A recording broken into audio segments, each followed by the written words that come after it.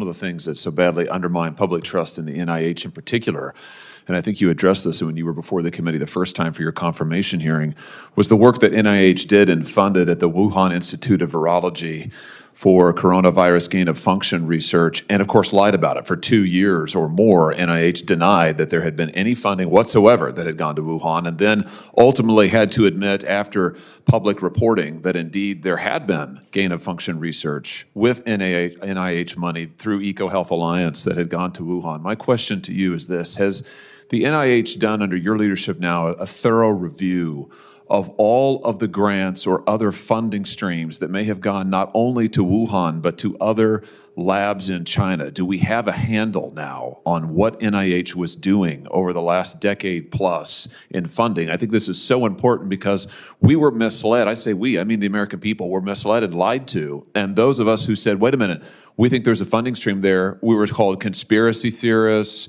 kooks, crazies. It turns out it was 100% correct. So has NIH done a review of what funding streams have gone to Wuhan and to other labs? So I've been focused primarily on making sure that we don't currently have or in the future have. So I put in policies to have better oversight of foreign collaborations. I've worked very hard on the dangerous gain of function. We paused 40 grants that have some potential risk of dangerous gain of function and put in policy so that never happens again. Because that's, to me, that's the most important thing. We can't ever do it again.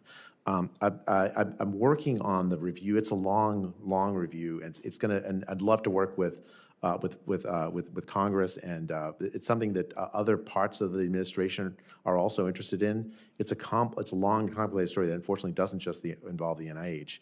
It also involves partners, foreign partners, and so I think it's something that we really should do, but we haven't. I can't tell you we completed it at this point. Don't you think that accountability is important? I mean, don't you think to restore public trust is important that we level with the American people, that there's transparency, that we correct the record and say, here's actually what your government did with your tax money?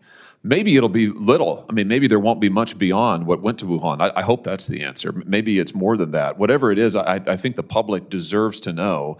And frankly, having been misled, this body was misled. Maybe this committee, certainly the Homeland Security Committee, was misled for the better part of 2 years when we were told over and over and over and over, no tax money ever went to Wuhan, no gain of function research. That was a lie. That was a lie from the leaders of NIH at the time.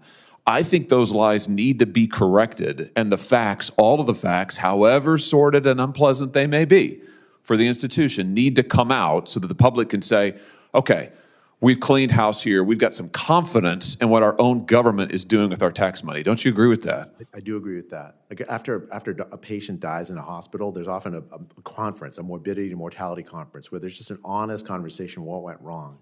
I think the United States desperately needs that. Yeah, desperately. Well, will you make that a priority in your time at NIH? Happy to collaborate with you and others in Congress to make that happen. Good. I think it's absolutely vital.